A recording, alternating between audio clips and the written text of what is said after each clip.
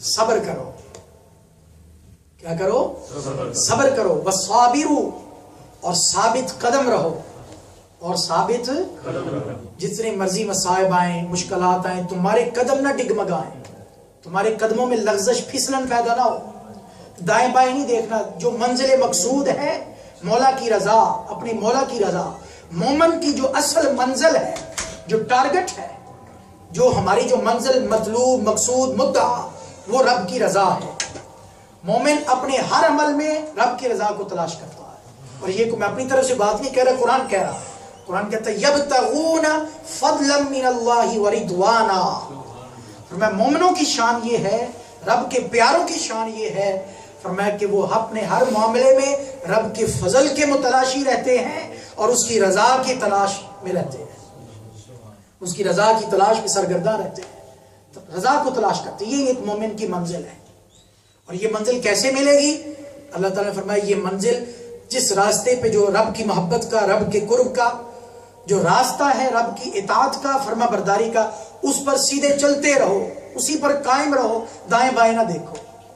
اسی کو صراط مستقیم کہا قرآن نے, اسی کو صراط مستقیم کہا.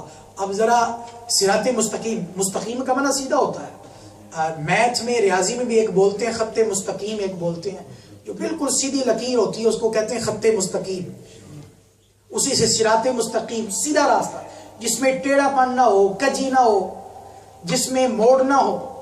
اب ایک مثال کے طور پر میں نے وہ سامنے دیوار پر کے پاس جانا ہے, اگر میں یہاں سے سیدھا بالکل جاؤں گا تو میں جلدی پہنچ جاؤں گا. اگر میں یوں کبھی دائیں مڑ جاؤں کبھی بائیں مڑ جاؤں, ہاں جی, یہ ٹرن لینے شروع کر دوں, بائیں دائیں مڑنا شروع کر دوں, پہنچا تو یہ بھی دیں گے لیکن دیر سے پہنچائیں گے.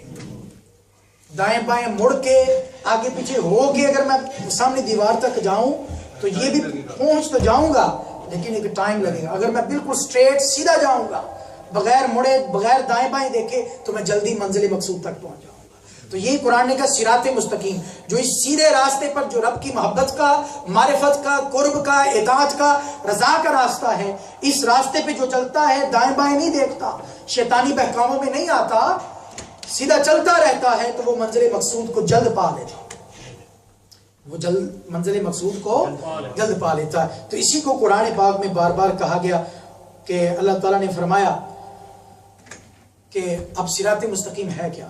سیدھا راستہ. دل میں سوال, اللہ تعالیٰ نے دعا منگوائی نا ہم سے, اہدنا الصراط المستقیم, یہ استقامت والا جو سیدھا راستہ ہے, اس سے تم یہ دعا مانگو کہ مولا ہمیں اسی استقامت والے راستے پر, ثابت قدمی والے راستے پر چلا دے. یہ راستہ کیا ہے؟ قرآن خود اس کی ڈیفینیشن کرتا ہے, اس کی خود وضاحت کرتا ہے. قرآن پاک میں اللہ تعالیٰ نے فرمایا اہدنا الصراط المستقیم. یہ صراط مستقیم استقامت والا راستہ کون سا راستہ ہے؟ فرمایا صراط الذین انعمت علیہم. یہ ان لوگوں کا راستہ ہے جو رب کے انعام یافتہ بندے ہیں. رب کے انعام یافتہ بندوں کا جو راہ ہے, رب کے انعام یافتہ بندوں کا جو راستہ ہے وہی سیدھا راہ ہے, وہی صراط مستقیم ہے, وہی استقامت والا راستہ ہے. اب رب کے نام یافتہ بندے کون سے ہیں؟ اللہ تعالیٰ نے دوسرے مقام پر وہ بھی واضح فرما دیا. فرمایا فَأُولَٰئِكَ مَعَ الَّذِينَ أَنْعَمَ اللَّهُ عَلَيْهِمْ مِنَ النَّبِيِّينَ وَالصِّدِّيقِينَ وَالشُّهَدَاءِ وَالصَّالِحِينَ. فرمایا جن پر رب نے اپنا انعام کر دیا ہے, جن پر رب نے اپنا فضل کر دیا ہے, اور جن کے راستے کو رب صراط مستقیم قرار دے رہا ہے, اور جن کے راستے پر چلنے کی رب تعالیٰ نے دعا کی تعلیم عطا فرمائی کہ مجھ سے دعا مانگو انعام یافتہ بندوں کے راستے پر چلنے کی. وہ راستہ کن کا راستہ ہے اور اب کی انعام یافتہ بندے کون سے ہیں؟ فرمایا من النبیین, ان میں سر فہرست پہلا گروہ جو ہے وہ انبیاء کا گروہ ہے.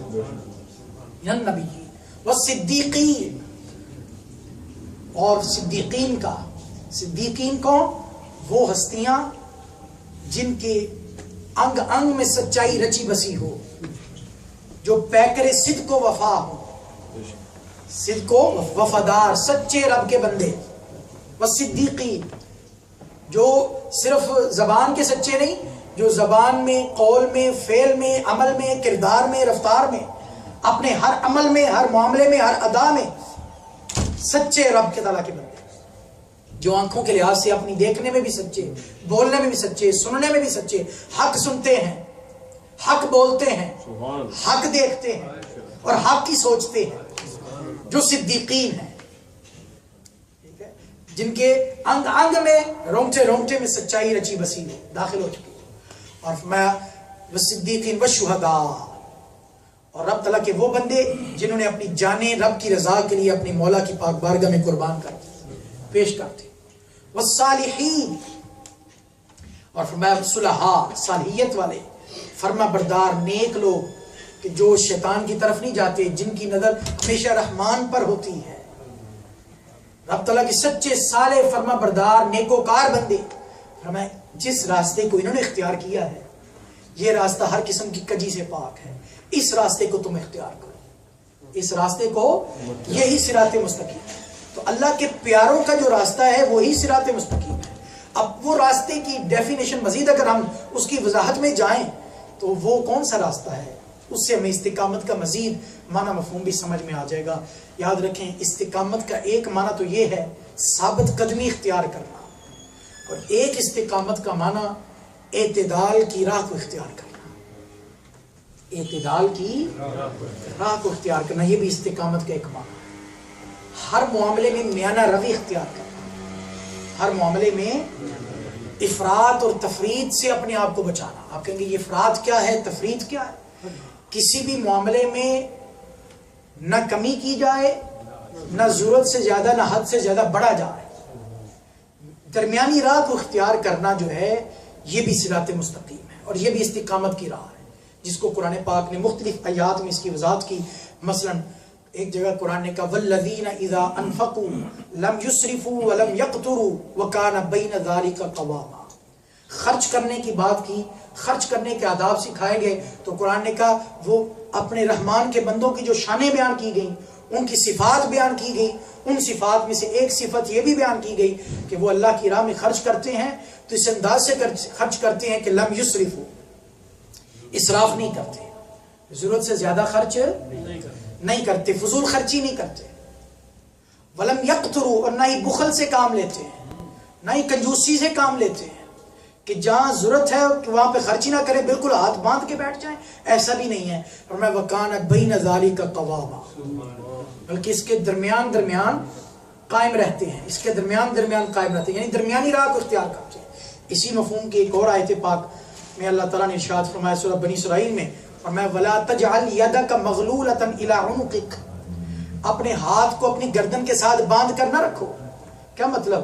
کہ ہاتھ اگر گردن کے ساتھ بند جائے گا تو یہ ہلنے نہ پائے گا، حرکت نہ کر پائے گا، تم خرچ نہیں کر سکو گے. یعنی بالکل اتنا بھی ہاتھ تنگ نہ کرو.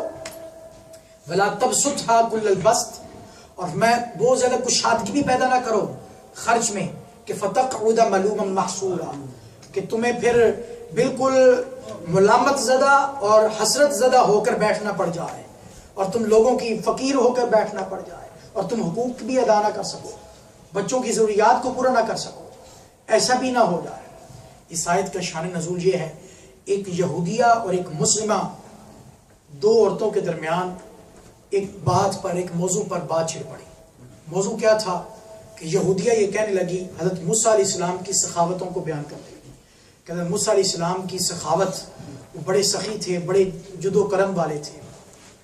ان کی جود و عطا کا ذکر کرنے لگی یہودیہ، اور ان کی سخا کا ذکر کرنے لگی کہ وہ اپنی ضروریات کے علاوہ جتنا جو کچھ ان کے پاس ہوتا تھا وہ سب کچھ خرچ کر دیتے تھے، وہ سب کچھ اللہ کی راہ میں خرچ کر دیتے تھے. یہ یہودیہ حضرت موسیٰ علیہ السلام کی سخاوت کو بیان کرے. تو مسلمہ خاتون جو تھی اس نے جب سنانا کہا کہ اس میں کوئی شبہ نہیں، حضرت موسیٰ علیہ السلام کی جو سخاوت اور جود و نوال کا کیا کہنا، ان کی جود و نوال میں، ان کی سخاوت میں کوئی شک والی بات نہیں ہے، لیکن نبی کریم صلی اللہ علیہ وسلم کی سخاوت اس سے بھی کئی گنا بڑھ کر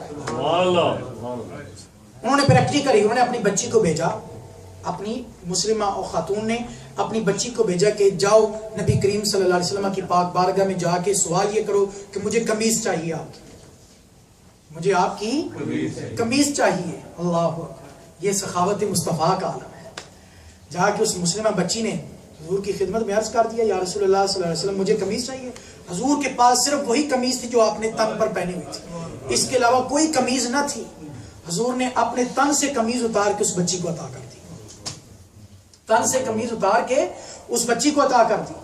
اس وقت پھر یہ آیت نازل ہوئی، اور پھر بعد میں کیا ہوا، نماز کا وقت قریب ہوا، آقا علیہ الصلوۃ والسلام اپنے حجرہ مبارک میں تشریف فرما، صحابہ کرام انتظار میں بیٹھے ہوئے ہیں، نماز کا وقت ہو گیا، آقا علیہ الصلوۃ والسلام باہر تشریف نہ لائے۔ صحابہ نے خبر لی کیا ماجرا ہے، کیا بات ہے، دیکھا تو آقا علیہ الصلوۃ والسلام کے تن مبارک پر قمیض نہ تھی۔ اس وقت یہ آیت نازل ہوئی کہ خرچ کرنا، وہ اپنی یہ کہ ذرا تعلیم امت کے لیے تھا نا، امت کو تعلیم بھی دے دی کہ اس قدر نہ خرچ کرو کہ خود کنگال ہو کے بیٹھ جاؤ، خود بند ہو کر بیٹھ جاؤ۔ تو یہ حضور کے ذریعے، حضور کے صدقے امت کو تعلیم دے دی گئی، اور حضور کی سخاوت کی شان بھی ظاہر ہو گئی۔ سبحان اللہ، حضور کی سخاوت کی شان بھی ظاہر ہوگی کہ حضور کی سخاوت کا عالم یہ ہے کہ آقا علیہ الصلوۃ والسلام اپنے تن سے کپڑا اتار کے جو ہے وہ اس بچی کو دے دیا، ٹھیک ہے۔ لیکن منگتے کو، سائل کو خالی نہیں لوٹایا، منگتے کو، واہ کیا جود و کرم ہے شاہ بطحا تیرا، نہیں سنتا ہی نہیں مانگنے والا تیرا، سبحان اللہ، نہیں سنتا ہی نہیں مانگنے والا۔ جو حضور کے در کا گدھا بن گیا وہ حضور کی زبان سے نہیں کا کلمہ، نہیں کا لفظ نہیں سنتا۔ مختصر یہ کہ اس آیت میں یہ تعلیم بھی دی گئی کہ درمیانی راہ کو اختیار کرو، کہ اتنا خرچ کرو اللہ کی راہ میں کہ تمہارے پاس باقی اتنا بچ جائے جس سے تم اپنے گھر کی ضروریات کو بھی پورا کر سکو۔ کہ بہت زیادہ مال خرچ کر دینا، ہاں اگر تمہارے اندر یہ جگرا ہے کہ تم توکل کے اس درجے پر فائز ہو، توکل کے اس درجے پر فائز ہو کہ سارا خرچ کر کے مسائل میں مبتلا ہو کر بھی زبان پر گلہ شکوہ نہیں آئے گا، تو پھر خرچ کر سکتے ہو۔ اور یہ شان ہر ایک کی نہیں ہے، یہ صرف سیدنا صدیق اکبر رضی اللہ تعالیٰ کا ہی جگرا تھا، سارا مال قربان کر دیا اور زبان پر حرف شکایت نہیں آیا، اور پھر بھی رب کی رضا میں راضی رہے۔ اگر تو ایمان اس درجے کا ہے، توکل اس درجے کا ہے، تو پھر تو ٹھیک ہے۔ اگر ایمان اور توکل اس درجے کا نہیں، کچھ تھوڑا سا خرچ کر کے اس کے بعد ایمان ڈولنا شروع ہو جائے، ڈگمگانا شروع ہو جائے، اور انسان سوچنا شروع کر دے کہ یہ کیا ہو گیا، میں تو تنگ ہو گیا، غریب ہو گیا، فقیر ہو گیا، اس کے لیے حکم یہ ہے کہ بھائی تو درمیانی راستہ اختیار کر۔ یہ بھی ایک استقامت ہے، یہ بھی تو گویا صراط مستقیم سے مراد اعتدال والا راستہ، درمیانی والا راستہ۔ آج ہمارے معاشرے میں یہی کمزوریاں پائی جاتی ہیں کہ کچھ لوگ افراد کا شکار ہو گئے اور کچھ لوگ تفرید کا شکار ہو گئے، عقائد میں بھی اور اعمال میں بھی۔ مثلا اگر ہم نبی کریم صلی اللہ علیہ وسلم کی ذات کے والے سے بات کریں، صحابہ کرام کے والے سے بات کریں، اہل بیت کے والے سے بات کریں، اولیاء کرام اور ائمہ کرام کے والے سے بات کریں، تو کچھ ایک گروہ ایسا بھی نظر آتا ہے کہ جو صحابہ کرام کی شان و عظمت کو بڑا بڑھ چڑھ کر بیان کرتا ہے، ان کے ساتھ اپنی محبتوں کا دم بڑھتا ہے، لیکن اہل بیت کے ساتھ عقیدت اور محبت میں کمی نظر آتی ہے، ان کے ساتھ ان کے تذکرے میں کمی نظر آتی ہے۔ اور ایک گروہ ایسا بھی نظر آتا ہے کہ جو اہل بیت کا ذکر تو بڑا زور و شور سے کرتے ہیں، بڑا زور و شور سے کرتے ہیں، ان کے ساتھ تو بڑی محبتوں کا اظہار کرتے ہیں، لیکن دوسری طرف صحابہ کرام کو برا بھلا کہتے ہیں، ان سے نفرتوں کا اظہار، ان کے ساتھ بغض۔ تو کچھ لوگ افراد کا شکار ہو گئے، کچھ لوگ تفرید کا، کچھ لوگ حد سے بڑھ گئے اور کچھ لوگ حد سے نیچے آ گئے۔ درمیانی راہ کیا ہے؟ درمیانی راستہ یہ ہے جو اہل سنت و جماعت کا راستہ ہے۔ اللہ، نعرہ تکبیر، نعرہ رسالت، کہ ہم صحابہ کرام سے بھی محبت کرنے والے ہیں، ان کا بھی ادب و احترام بجا لانے والے ہیں، اور اہل بیت سے بھی پیار اور محبت کرنے والے ہیں اور ان کا بھی احترام بجا لانے والے ہیں۔ یہ ہے درمیانی راہ، استقامت والی راہ، اعتدال کی راہ، کہ سب کا دامن تھامے ہوئے ہیں۔ یہ نہیں کہ صحابہ کرام کو چھوڑ دیا تو اہل بیت کو اپنا لیا، اور یہ بھی نہیں کہ اہل بیت کو اپنا لیا اور صحابہ کرام کو چھوڑ دیا۔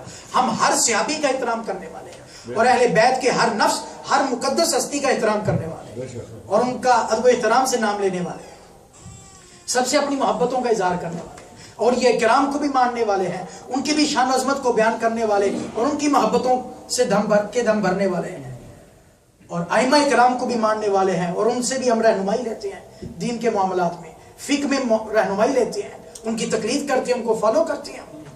یہ ہے اعتدال کی راہ، میانہ روی کی راہ۔ ایک طرف کے ہو کے نہیں رہنا، ایک ہی طرف کے ہو کر کہ دوسری حق کے جتنے راستے ہیں سب کو اختیار کرنا، حق کے جتنے راستے ہیں سب کو اختیار کرنا، یہ ہے اعتدال کی راہ۔